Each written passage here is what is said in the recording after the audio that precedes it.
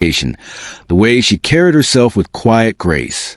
He asked her to dance, and for the first time in years, she allowed herself to feel beautiful.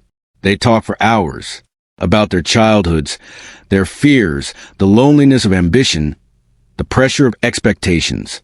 Julian spoke in a way that stripped away the icy wall he wore at the office. He laughed, teased, listened, really listened. In those moments, he wasn't the CEO. He was simply a man, and she wasn't his assistant. She was Emma. The night ended in his penthouse, wrapped in blurred passion, whispered confessions, and a kind of tenderness she didn't know he possessed. For a few precious hours, she let herself believe she mattered to him, that she wasn't invisible, that he saw her as more than a name on his payroll. But the dream ended at dawn. Julian had left before she even opened her eyes. No goodbye, no conversation, only a single text message that sliced through her like a razor. Last night was inappropriate given our working roles. Let's maintain professionalism moving forward. Professionalism, inappropriate. Words that turned her heart to ash. Her eyes stung with tears as she recalled how she had shown up to work that Monday morning with her soul cracked open, pretending everything was fine while Julian avoided her gaze as if nothing had happened. The pain had settled deep inside her, buried beneath forced smiles and flawless reports. She had swallowed it all, telling herself she could survive the humiliation. And she did, until the pregnancy test flipped her world upside down. Her phone buzzed on the table, startling her. She didn't need to check the screen to know who it was. Julian never texted her unless it was about work, reports, meetings, presentations, but the timing felt cruel. She shoved the phone away, burying her face in her trembling hands as a wave of panic washed over her. She couldn't tell him. She couldn't stay. She couldn't let him find out and treat her like another mistake he needed to fix with money or indifference. So she drafted her resignation letter. It took 3 sleepless nights to write a single page, clean, professional, vague. No details. No accusations. Simply, opportunity elsewhere. Time for a change. Grateful for everything. Friday arrived too soon. She showered, dressed in a navy suit that felt too tight around her ribs, applied extra concealer under her swollen eyes, and walked to Hale Tech Tower for the last time. The building that once felt like her second home now felt like a place she needed to escape before it swallowed her entirely. On the top executive floor, Julian's office was quiet except for the muted sound of his keyboard. He looked up when she knocked, eyes neutral, posture confident, unaware of the earthquake about to hit his life. She handed him the envelope. His mask slipped for the first time in months. Confusion, shock, concern. His questions drilled into her chest like needles. Why resign? Why now? Was it because of the gala? Did I make you uncomfortable? Each word made her stomach twist. She opened her mouth to respond, but her vision blurred. Her knees weakened. Morning sickness and stress crashed together like waves dragging her under. The last thing she remembered was Julian's voice calling her name before darkness swallowed everything. When she woke up, she was in a hospital hallway, lying on a gurney with fluorescent lights shining above her like interrogation lamps. Her head pounded. Her mouth was dry, and beside her, still wearing his expensive dress shirt with sleeves rolled up, sat Julian Hale. He looked shaken, worried, human in a way she had never seen. He said he caught her before she fell. He drove her here himself. He stayed. Then the doctor came with the test results. 12 weeks pregnant. The air between them turned to stone. Emma's entire body shook as the truth echoed between them. His reaction was unreadable. Pale, stunned, breathless. She expected anger, distance, cold rejection. But instead, something flickered behind his eyes. Pain, regret, something deeper she didn't dare believe. When the doctor left, Julian's gaze locked with hers with sincerity she didn't recognize. "It's mine," he said, not as a question, but as a fact he already understood. Her nod broke something open inside him. He ran both hands through his hair, pacing like a man whose entire life had been flipped upside down. He demanded to know why she didn't tell him. She snapped back that he had made her feel like the night meant nothing. The word mistake echoed between them like a gunshot. But then, he said something she never expected. He told her he panicked, that the night meant something to him too, that she mattered, that his coldness after was fear, not indifference, that he had grown up abandoned by his own father, and he refused to be that man. He vowed he would not walk away from her or the baby, not ever. And when he kneeled beside her, eyes open and vulnerable, she felt her walls tremble. Against every instinct screaming at her to run, she whispered, "Okay, we'll try." That was the moment everything changed. But the first week after that promise was chaos. Julian insisted she move into his penthouse for safety, but Emma refused to let their situation turn into ownership or dependency. She set boundaries, her own room, her own decisions, her independence. Yet living under the same roof with a man who had broken her heart and now promised to rebuild it was both terrifying and intoxicating. They clashed almost immediately. Julian threw away her coffee because pregnancy books said caffeine was risky, and she exploded at him for acting like her guardian instead of her partner. She stormed out. He apologized. She forgave him. They reset, and slowly, very slowly, they learned how to navigate each other without breaking apart. It was messy, complicated, emotional, but it was real. Late at night, she caught him researching prenatal vitamins and pregnancy nutrition. He asked her what food she loved, what scared her, whether she wanted him at her appointments. She found him standing outside her bedroom door sometimes, as if checking that she was still breathing. One night at 3 a.m., she woke craving peanut butter and pickles. She tiptoed to the kitchen only to find Julian already awake, his hair tousled from sleep. Instead of lecturing her about healthy snacks, he found the jars himself, opened them for her, and stayed up just to keep her company. In the dim kitchen light, he seemed softer, approachable, the man she had glimpsed at the gala. When she confessed she stayed in her assistant job so long, because she loved him, Julian's face crumpled with something like heartbreak. "You're wrong," he told her quietly.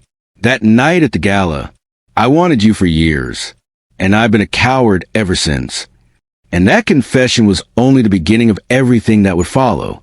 Because the real story, the trials, the heartbreak, the unexpected threats, the redemption, the emotional storm that would either bind them together or tear them apart, was just beginning. Their lives were about to change in ways neither of them could imagine. The second week in Julian Hale's penthouse began with a fragile piece that felt almost too delicate to touch, as if one wrong word or careless gesture could shatter it into 1,000 sharp pieces. Emma lived each day with a complex mixture of gratitude and uncertainty, never fully sure which version of Julian she would encounter. The intensely protective man who woke up at 3 a.m. to get her cravings, or the cold, distant CEO who would build an empire by shutting people out. Yet beneath the polished surface of the penthouse, beneath the carefully coordinated routines and cautious conversations, something unspoken pulsed between them, growing with each passing day in ways neither fully understood. Julian had a way of filling a room without trying. Even in silence, the tension of his presence lingered, settling into the very furniture, drifting into the air like static.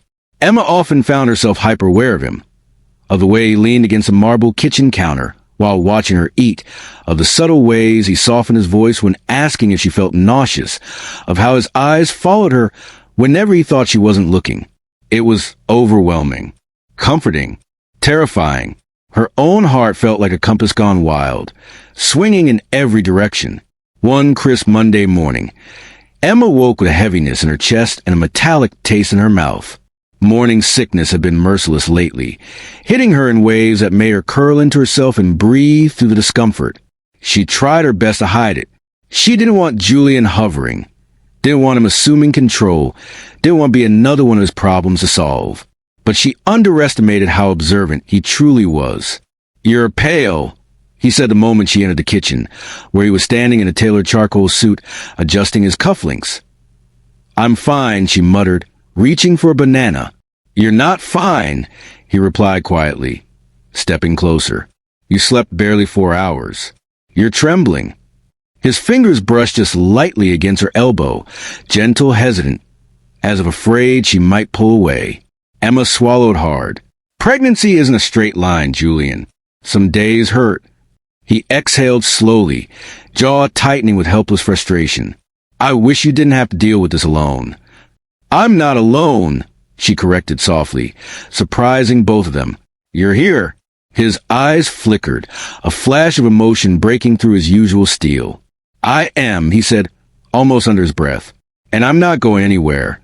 The air between them hummed. But even with kindness blooming in unexpected corners of their days, tension remained. The walls of Julian's penthouse contained too many secrets, most of them his. Emma sensed it every time she walked through the long marble hallways, every time she touched a cabinet filled with untouched glassware, every time she passed a locked door at the end of the hall. A door Julian never spoke about, a door that carried an energy so heavy she avoided it entirely. He had scars, emotional ones he guarded with the precision of a man terrified of vulnerability. And she had her own. On Wednesday, she accompanied him to her first prenatal appointment since the hospital. She didn't expect him to show up. He was Julian Hale, after all, a man whose schedule ran tighter than a military clock. Yet when she walked into the waiting room, he was already there, sitting stiffly in a chair far too small for his tall frame, reading a brochure about fetal development as if it were a quarterly financial report. You came, she whispered. He looked up with those piercing blue eyes. Of course. You shouldn't do this alone. The appointment felt surreal. The nurse asked questions, diet, sleep, emotional health, and each answer felt like peeling back layers of herself that she'd long kept hidden. But nothing compared to the moment the doctor dimmed the lights, spread warm gel across Emma's stomach, and turned the ultrasound screen toward them. There it was, the tiny, flickering heartbeat of the child growing inside her, a soft, steady flutter. Emma's breath hitched. Her hands flew to her mouth as her eyes flooded with tears. She didn't have time to stop. She'd told herself not to get emotional. She'd told herself to be strong. But the sight of that tiny life, beating like a promise she never thought she'd receive, cracked her open. Julian stood beside her, completely still. His face, usually so controlled, shifted with raw emotion she had never seen before. Shock, awe, fear, wonder, and beneath it all, something deeper, something anchoring. That's ours, he whispered, voice unbearably soft. Emma could only nod, choking on a sob. Julian reached for her hand. Not hesitantly this time, not unsure, but with the steady confidence of a man whose entire world had just rearranged itself.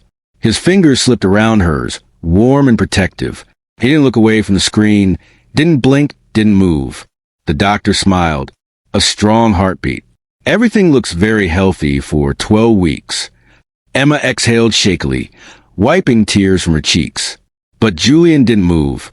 His grip tightened as if grounding himself. I'll do better than my father, he murmured, almost like a vow. I swear it. Emma turned her head slightly, studying him. The man she had once believed incapable of softness was revealing cracks in his armor, one by one. She wondered what it meant, this new vulnerability, this new devotion. Was it guilt, responsibility, or something else he hadn't yet admitted even to himself? Later, in the car, Julian remained uncharacteristically quiet. He stared out the window, fingers tapping against his knee, lost in thought. Emma didn't interrupt him. She knew better than to force words out of a man who had spent his entire life silencing his own emotions. But when they got back to the penthouse, he stopped abruptly outside her door. Emma, he said, voice low, if you ever feel even slightly unwell, promise me you'll tell me. Immediately. She nodded gently. I will. And promise me something else. She raised a brow. What? He held her gaze with a seriousness that made her heart pound. Don't shut me out, even if you're angry, even if you're scared, even if you think you're better off alone. His throat tightened around the last words. Let me be part of this. Emma's chest ached. I'm trying, she whispered. But I don't know how to trust you, Julian. Not fully. Not after everything. He lowered his eyes. I know, and I earned that, but I'll change your mind. I'll prove myself worthy. Just give me the chance. Before she could respond, his phone buzzed. His expression darkened instantly, a mask sliding back into place. Work. Duty. Distance. He stepped away, muttering a quick, we'll talk later. leaving her with a mixture of longing and confusion twisting inside her. The next day, she learned another truth about Julian Hale. He was jealous. Painfully, quietly, unexpectedly jealous. It happened during a trip to the grocery store. Julian insisted on accompanying her, despite her protest that she could handle it. She eventually relented, mostly because her nausea had been intense, and she didn't want to collapse in a public place. They walked through the aisles together, him pushing the cart with a level of seriousness usually reserved for business deals. Emma reached for a jar of almond butter on a high shelf, struggling to grab it. A tall young man in a staff uniform stepped forward instantly. "Here, let me help you," he said with a warm smile. Emma returned the smile. "Thank you." The man chuckled lightly. "No problem at all. You should be careful, though. Don't want you slipping or the little one getting bumped." Emma froze. "How did—" "You got that glow," he said casually. "My sister's pregnant.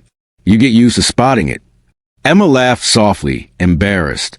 The man grinned and handed her the jar. "Have a great day." She thanked him again and returned the cart, only to find Julian staring at her, expression sharp, jaw rigid. "What?" she asked, confused. "That was unnecessary," he said flatly.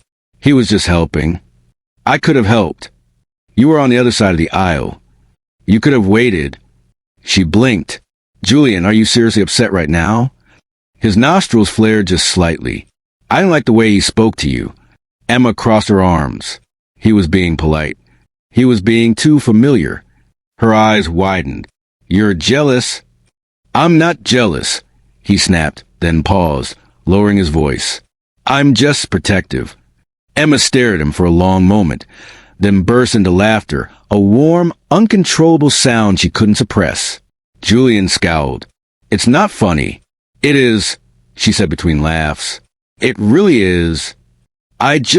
He stopped, exhaling hard. "I don't want anyone making you uncomfortable. That's all." She smiled softly. "He didn't make me uncomfortable." Julian looked away, running a hand through his hair. "Well, I didn't like it." Emma stepped closer, her voice gentler. "You don't have to guard me from every man who breathes near me." His jaw tensed. "I'm not guarding you from them," he murmured. "I'm guarding them from losing their teeth." Her laugh echoed down the aisle, but in her chest, something warm bloomed, because beneath all his flaws and fears and possessiveness, Julian cared. Deeply, maybe too deeply, and that terrified her. That night, she woke to the sound of muffled shouting. It took her a moment to realize it wasn't from the street below, but from the penthouse itself. A voice, deep, strained, echoed from down the hall. Julian's room. She hesitated only a moment before walking quietly toward his door, heart pounding. She stopped outside, listening. "No, stop." A thud shook the walls. Emma's breath caught. A nightmare. She pushed the door open, ignoring caution, ignoring boundaries. Julian sat upright in bed, drenched in sweat, chest rising and falling in panic breaths. His hands were clenched in the sheets, knuckles white, eyes wild and unfocused. "Julian," she whispered urgently. Hey, it's okay. It's just a dream." He didn't hear her. "Julian," she said louder, stepping closer. "Julian, wake up." His eyes snapped toward her, raw fear flashing before recognition softened his features. He inhaled sharply, then exhaled, dropping his face into his hands. "I'm sorry," he whispered hoarsely. "I didn't mean to wake you." Emma sat on the edge of his bed. "You were crying out." He didn't look at her. "Julian," she murmured gently. "Please talk to me." A long silence stretched between them. Then, in a voice fractured with vulnerability, he said, "My father used to come home drunk. When he heard me cry, he punished it. He punished weakness." Julian swallowed. "I spent years training myself not to make a sound, not to feel anything. Even in nightmares, I fail." Emma's chest ached. She reached out instinctively, placing a hand over his trembling one. "You're not that child anymore," she whispered. "And you don't have to fight your demons alone." For the first time, Julian leaned into her touch, just slightly, but enough to break her heart open. And as he exhaled shakily, Emma realized something terrifyingly beautiful. Julian wasn't just trying to be there for her. He needed her too, more than he could ever admit, more than she was ready to hear. But fate didn't care whether they were ready, because their peace, the fragile, blooming connection, was about to be shattered by a threat neither of them saw coming. A threat that would test everything between them. A threat that would change the course of their lives forever. The days that followed Julian's nightmare softened something between them, something unspoken, delicate, and surprisingly warm. Emma found herself thinking about him more than she wanted to admit, remembering the way his voice cracked when he talked about his childhood, the way he reached for her hand at the ultrasound, the way he hovered whenever she looked even the slightest bit uncomfortable.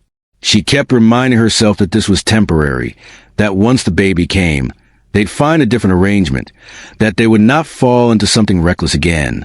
But her heart refused to obey the logic she tried so hard to maintain. Living under the same roof with Julian Hale felt like living next to fire, dangerous but hypnotic, warm but unpredictable. She tried to keep her distance, focusing on her prenatal appointments, vitamins, and part-time freelance work she took to stay occupied. She didn't want to rely on him financially. She refused to become another woman in his world tied to him because of money. But despite her insistence on independence, Julian insisted on being involved in everything: appointments, groceries, cravings, emotional storms. Yet he did it with sincerity that made her chest ache. Still, Emma knew better than to believe in fairy tales. She had learned the hard way that feelings didn't guarantee a happy ending. She kept repeating that to herself every time she found Julian leaning too close, speaking too softly, or looking at her with a tenderness that made her entire world tilt. But life had a cruel way of testing a bond before it was even fully formed. And the test came on a rainy Thursday afternoon. Emma had spent the morning working on a research project for a marketing firm, sitting at the kitchen island with her laptop, a mug of decaf tea, and a half-eaten apple. Julian had left early for an investor meeting. The penthouse felt unusually silent without him, the rain tapping against the floor-to-ceiling windows like a quiet warning. She was deep in concentration when the elevator dinged. She froze. No one except Julian, housekeeping, or security had access to this floor. She stood slowly, placing protective hand over her stomach as the private elevator door slid open. A woman stepped out, a woman who looked like she belonged in the pages of a billionaire lifestyle magazine. Tall, elegant, flawlessly dressed in a cream trench coat, perfectly coiffed hair, carrying a designer handbag that cost more than Emma's rent for 3 years. The woman's eyes swept the penthouse like she owned it, then landed on Emma with a mixture of interest and contempt. "Who are you?" the woman asked coldly. Emma swallowed hard. I live here." One perfectly shaped eyebrow arched. "Interesting."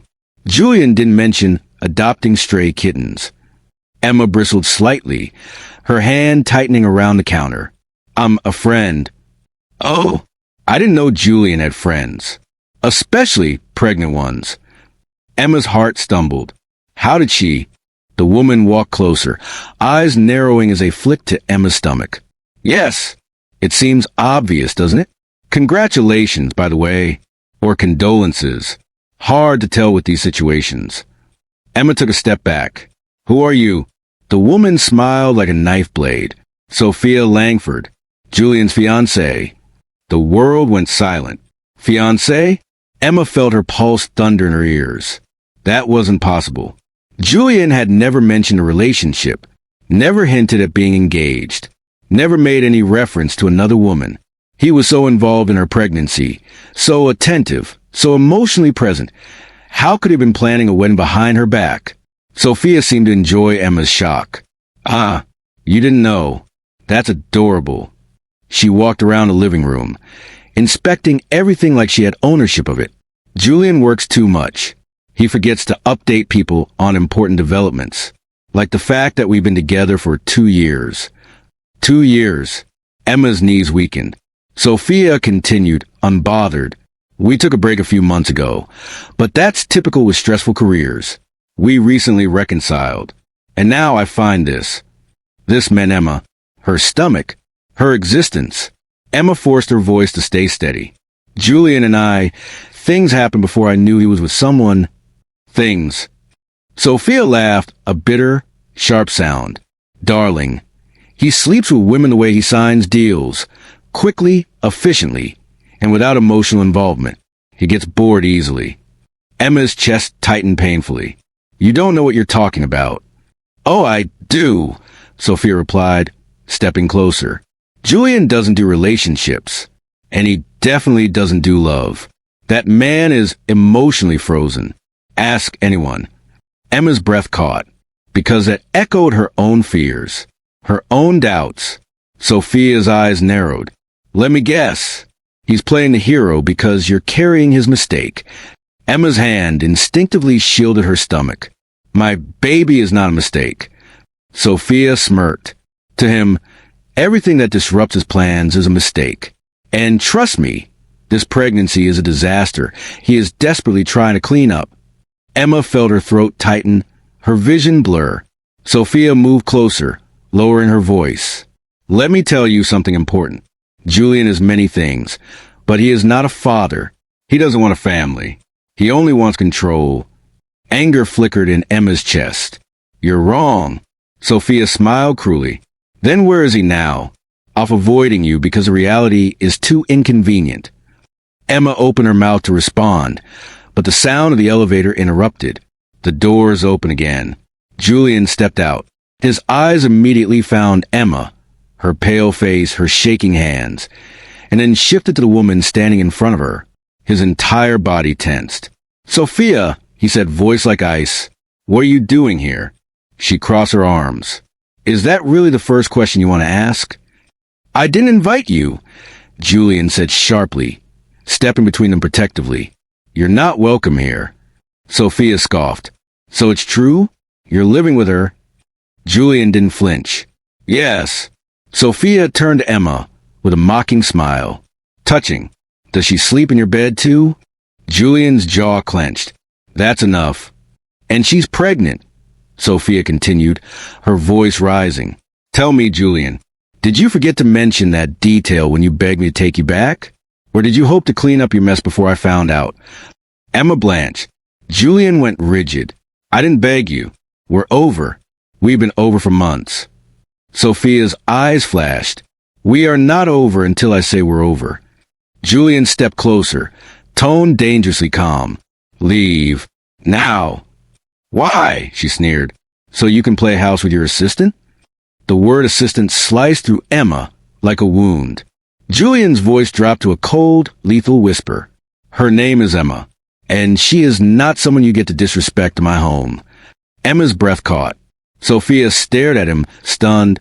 You're actually defending her? Get out, he said, each word like a hammer. Sophia's mask cracked. Panic slipped through, then fury. This isn't you, Julian. You don't care about anyone. You cannot care about her. You're not built that way. Julian stepped closer to her, with a calmness more terrifying than anger.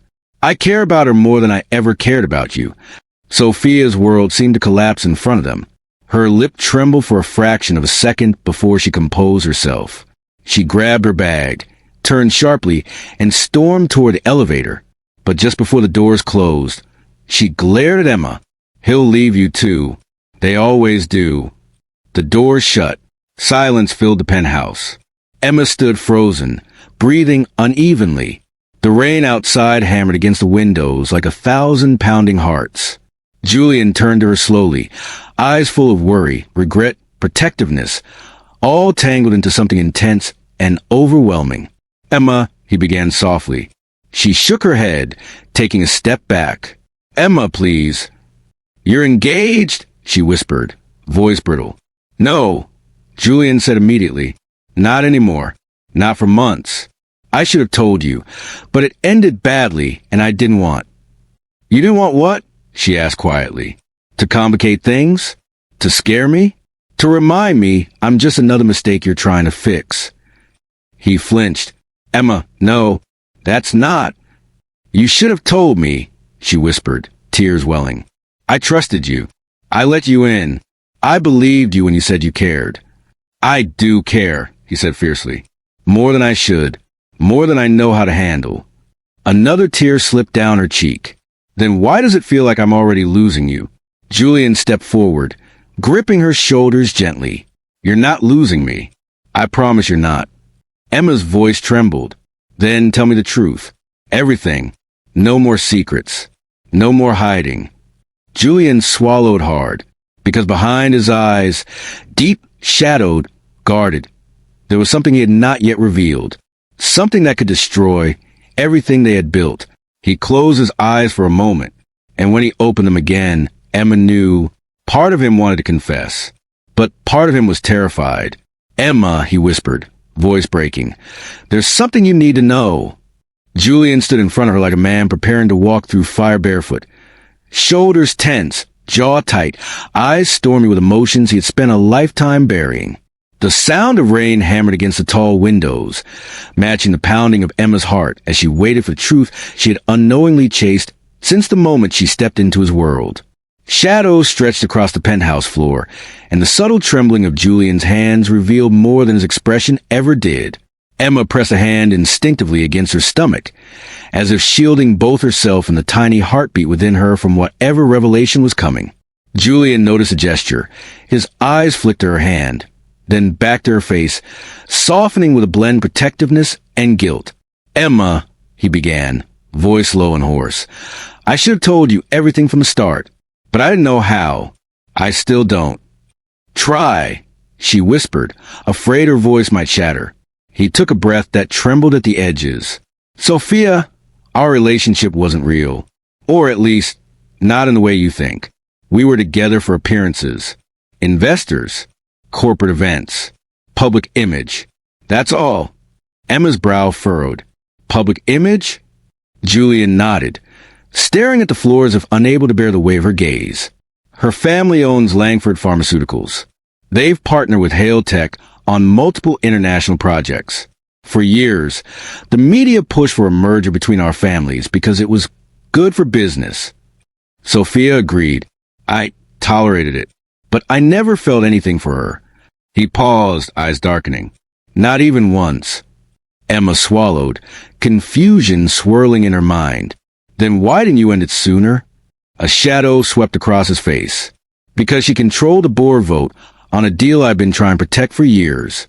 And because I thought avoiding conflict was easier than facing the truth. Emma's chest tightened. And what truth is that? He lifted his head slowly, eyes meeting hers with painful honesty. That I don't trust myself to care about anyone. Because everyone I've ever cared for has left me, or I've driven them away. His voice cracked on the last word. Emma took a step closer despite herself. Julian. He shook his head quickly, as if afraid she might pity him. I didn't expect to feel anything for you. I didn't want to. It wasn't supposed to happen. Her heart twisted painfully. Then why did it? Because, he whispered, stepping closer until she could feel the warmth of his body. You were the first person in my life who made me feel seen. Not as a CEO. Not as some billionaire headline. Just as a man. His voice softened. And that terrified me more than anything. Emma blinked hard, tears blurring her vision. Julian's eyes softened. That night at the gala, I didn't plan it. I couldn't control it. You walked toward me in that simple black dress, and I swear, Emma, it felt like the world followed you. For the first time in years, I wasn't thinking about work, strategy, or the image I spent a lifetime defending. I was thinking about you. Just you. Her breath caught. He continued, voice trembling. But then morning came, and fear won. I told myself it was a mistake, because admitting it was what would have forced me to confront emotions I had no idea how to handle. I ran, like a coward. Emma felt the words seep into the cracks of her heart, simultaneously healing and reopening wounds. But the worst part, Julian said, raking a hand through his hair, is that even after you gave me every reason to let you go, I couldn't. When you walked into my office with your resignation letter, I felt something break inside me. Something I didn't know existed. Emma's chest tightened. Then why didn't you say something? Because I thought you hated me, he said honestly. And I believed I deserved it. Emma shook her head slowly. Julian, all I ever wanted was honesty. And I failed you. He swallowed hard. But I'm telling you now, all of it. There was a long, painful silence before Emma finally asked the question sitting like a weight on her tongue. What about the baby? Will you hide it too? Will you pretend this isn't happening when the world asks questions? Julian's eyes hardened with sudden resolve. Never. The word landed with the force of a vow. I will protect you both with everything I have. I will claim my child proudly. And I will stand beside you no matter what hell comes our way. Emma felt her throat tighten, even if the world rejects you for it. I don't care about the world, Julian whispered. His hand lifted but hovered inches from her cheek, not touching, waiting for her permission. I care about you. And him. Or her. She closed her eyes briefly, overwhelmed. But Emma... His voice dropped, almost breaking. There's more. Her eyes snapped open. Julian stepped back, pacing, his shoulders tense as if bracing for impact. Sophia's father still sits on the Hale Tech board. Ending things with her puts several of our international contracts at risk. If they fall through, the entire company could collapse. Emma's breath caught. Collapse? As in thousands of people could lose their jobs, he whispered. Investments, partnerships, years of work, all gone. Emma's stomach churned. Are you saying my pregnancy could ruin company? No, Julian said firmly. My lies could ruin the company. My choices, my mistakes. Not you, but Sophia believes. Emma, he cut in, stepping forward. Sophia is angry because she lost control. She's used to power, real, harmful power. If she feels threatened, she'll retaliate. Hard. His voice lowered. She already has. Emma's eyes widened. What do you mean? Julian swallowed tightly. I got a call this morning, before I came home. Pain filled his expression. The Langford board want a meeting. They want to evaluate my stability as a leader. They want to determine whether I'm fit to remain CEO. Emma felt her knees weaken. Because of me? Because of the pregnancy, he said bitterly. Because of the narrative they're already twisting to fit their agenda. Emma clutched her stomach protectively. The world suddenly felt too loud, too heavy. Julian reached for her, voice softening again. I don't care if they take the company. I don't care if I lose every cent I built. But I care about you thinking this is your fault. Emma shook her head, tears pouring silently. But it is my fault. I should have told you sooner. I should have left before anything happened. I should have... Stop. Julian's voice cracked like a whip. Don't blame yourself for a life we created together. This baby is the one thing in my world that isn't built on pressure and deals and expectations. This child is the first thing that feels real. Don't you dare think of it as a burden. Emma pressed her trembling hand against her mouth, her voice barely a whisper. I'm scared. Julian pulled her gently into his arms for the first time since she moved in. Careful, warm, protective, as if holding something precious. She melted into him, her tears dampening his shirt, his heartbeat steadying her own. I know, he whispered into her hair. I'm scared too. They stayed like that for a long time, wrapped in a fragile embrace, each holding on to the other like a lifeline. But eventually, Emma pulled back, wiping her eyes as clarity settled over her. What happens now? She asked quietly. Julian hesitated, then spoke with the calm of a man stepping into battle. Tomorrow, the board is holding a private meeting. They want to question the pregnancy, our relationship, your role in the company, everything. Emma paled. You're taking me? No, he said gently. You're not walking into a room full of people who will try to humiliate you. But they'll twist everything if I'm not there. I'll handle them, Julian said firmly.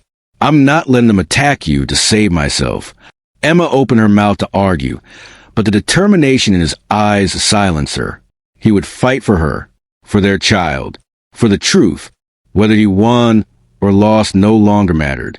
But the world outside their fragile bubble would not let them escape so easily, because as they spoke, Sophia Langford was already preparing her next move, one that would hit harder than anything the board could deliver. And when her vengeance finally came, it wouldn't just shake the company. It would shake Emma and Julian's bond to the core. The night before the board meeting, The city seemed unnaturally still, as if holding its breath for what was to come. The rain had finally stopped, leaving the air heavy and quiet, clouds drifting like slow-moving shadows across the sky. Inside the penthouse, Emma lay awake, staring at the ceiling while the soft hum of the air conditioner filled the silence. She could feel the weight of everything pressing down on her. Sophia's words, the company's threats, Julian's pain, and the fragile future of the child nestled beneath her heart. She rolled onto her side and looked toward the hallway where a sliver of warm light shone under Julian's office door. Of course he was still awake. He had been in there for hours, preparing for a meeting that could determine the fate of thousands of employees. But this wasn't just about business anymore. It was about loyalty, love, fear, and the kind of responsibility that could crush a man who had spent his entire life trying to outrun his own demons. Emma placed a hand on her stomach. "We're okay," she whispered to the tiny heartbeat inside her. "No matter what happens tomorrow, we'll be okay."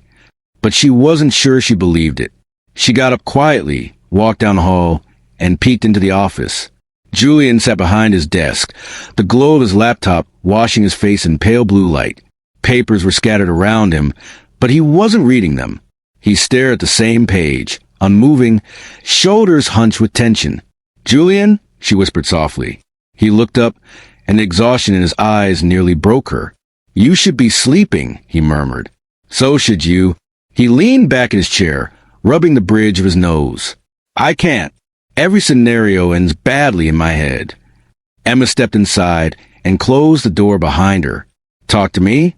Julian hesitated, then exhaled a shaky breath. "If they remove me as CEO, the company's stock will plummet. Investors will panic. Employees will get laid off. I'll lose everything I spent 15 years building." Emma walked closer, placing a gentle hand on his shoulder. "Julian, they can't take your brilliance. Or your integrity." He let out a humorless laugh. "Integrity doesn't matter to men like them. They want control. They want the Hale name without the Hale complications." Emma squeezed his shoulder. "You're not a complication. You're a human being." "No," he said quietly, meeting her eyes. "You and this baby. You're the only things that feel real. Everything else, it's just noise." Emma's breath caught in her throat. She didn't know what to say. Her heart felt too full, too conflicted. Julian looked at her with raw honesty. "If I lose everything tomorrow, I want you to know something." Her heart pounded. "What?" He rose slowly, walked toward her, and stopped just inches away. His voice dropped to a gentle whisper. "I'll never regret this. Not a single moment. Not you. Not the baby. Not the chaos. Nothing." A tear slipped down Emma's cheek. She opened her mouth to respond. Then Julian did something he hadn't done since the gala. He reached up and brushed her tear away with his thumb. Softly, tenderly, reverently. Emma leaned into his touch as if her body recognized him before her mind did. Julian swallowed hard. "I know I don't deserve forgiveness, and I don't expect you to feel the same.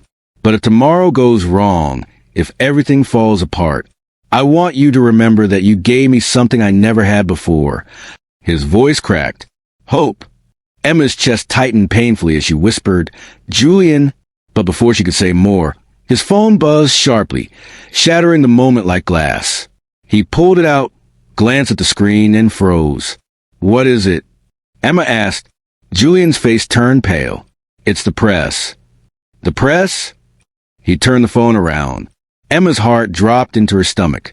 A headline blazed across the screen. "Billionaire Julian Hale impregnates employee. Fiancé speaks out." Below it, a photo of Sophia, eyes filled with fake tears, clutching her designer purse outside a restaurant. Another line below it. "Sophia Langford claims Hale lied, manipulated, and destroyed their engagement with an office affair." Emma staggered back. "Oh my God!" Julian clenched the phone in his fist until his knuckles turned white. She went public. She didn't even wait for the meeting. Emma felt sick. "Julian," she dragged my name into this. "My family, my sister, my friends, everyone will see this." His jaw tightened. "I'm going to fix this." "But how?" Emma whispered. "She turned your entire life into a scandal. She made me look like some some home-wrecking assistant. Julian's eyes softened with anger, not at her, but for her. I won't let them destroy you. I swear it. But the damage had already begun. News outlets were already uploading videos. Hashtags were trending. Comment sections were exploding. The world was ready to judge before hearing the truth. And tomorrow, the board would be even more vicious. Julian stepped closer, placing both hands on her arms. Emma, listen to me. Whatever happens tomorrow, whatever they say, whatever they threaten, I will not let them hurt you or our child. Emma blinked through tears. I don't want you to lose everything because of me. He shook his head firmly. I'm not losing anything. I'm choosing what matters. She felt her heart stutter. And what matters? Julian's voice dropped to a whisper. You. Before Emma could speak, before she could break or melt or collapse into him, the night split with a sound of thunder rumbling in the distance. And then everything blurred into morning. White medium star the board meeting. The boardroom at Hailtech Tower felt like a courtroom, cold and unforgiving. 12 executives sat in a semicircle, faces stern and skeptical.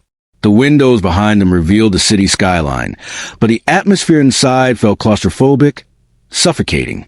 Julian walked in with his head high, wearing a charcoal suit and a calm expression that didn't match the storm brewing inside him. Emma wanted to be there. She begged him to let her come, but he refused. They will try to tear you apart, he told her, and I will not let you be a weapon in their hands. So she stayed in the penthouse, hands shaking, pacing, waiting for a message. Anything. But the hours passed in slow torture. Inside the boardroom, the interrogation began. Is it true you impregnated your employee? Is the relationship ongoing? Did you misuse corporate travel funds for personal activities? Did you end your engagement because of this woman? Julian answered every question calmly, refusing to let them twist the narrative. Yes, Emma is pregnant with my child. No, she did not seduce me. No, she is not a liability. No, I will not end my involvement with her to save face. Yes, I ended my relationship with Sophia because it was already broken long before Emma entered the picture. No, I will not apologize for taking responsibility as a father. When they demanded Emma attend in person, Julian straightened and said sharply, She will not be dragged into this meeting like a criminal. You speak with me, not her. The board members exchanged tense glances. They weren't expecting him to defend her so fiercely. They weren't expecting him to put himself between them like a shield. Then came Sophia's father, cold, calculating, ready to strike. You have embarrassed our family. You have humiliated our daughter. You're no longer fit to lead this company. Julian's jaw tightened. I didn't humiliate Sophia. She humiliated herself by going to press. Are you accusing my daughter of lying? I am stating facts, Julian replied evenly. I will not lie to make you feel better. The room crackled with tension. Then step down, Langford demanded. Julian stared straight into his eyes. No, you'll lose everything. I've already gained more than I ever had, Julian said quietly. I will not sacrifice my family. The word family echoed to the room like thunder. Family. Emma. The baby. Julian had chosen a side, and for the first time in his life, he chose love over power.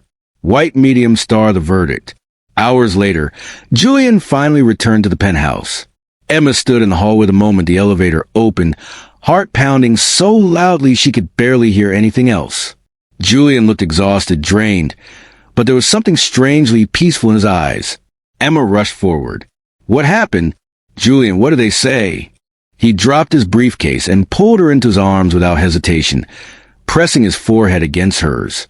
I'm still the CEO, he whispered. Emma gasped. They kept you? Yes. Not because they trust me, not because they believe me, but because the board realized something important. He brushed a hand through her hair. I built this company, and I will not let anyone tear it apart to punish you. Emma felt tears fall silently down her cheeks. But Julian depressed the cause. He cupped her face gently. We'll handle it together. You're not alone. Not anymore. Her chest tightened with overwhelming emotion. Then, finally, he said the word she didn't even know she needed. I love you, Emma. Her breath caught, not because she didn't believe him, but because she had waited her entire life to hear someone say it and mean it. I love you too, she whispered, voice trembling. Julian smiled softly, resting a hand over her stomach. And I love our baby. Emma covered his hand with hers, tears streaming down her cheeks. For the first time since those 3 pink lines appeared, she didn't feel scared. She felt chosen, protected, loved. And when Julian kissed her, slow, reverent, full of promise, it felt like everything broken inside both of them was finally beginning to heal. White medium star epilogue, short and sweet. Request if you want extended. Months later, in a warm hospital room filled with soft morning light, Julian held their newborn in his arms, eyes shining with awe. Emma lay beside him, tired but glowing, watching the man she once feared would abandon her now cradle their child with the gentleness of someone who had waited his entire life for this moment. You did it, she whispered. Julian shook his head, smiling at their tiny daughter. We did it. And for the first time in years, Emma felt a calm so deep it reached her bones. The world had tried to break them, but love, unexpected, imperfect, fierce, held them together. And now they were family, a real one, a forever one.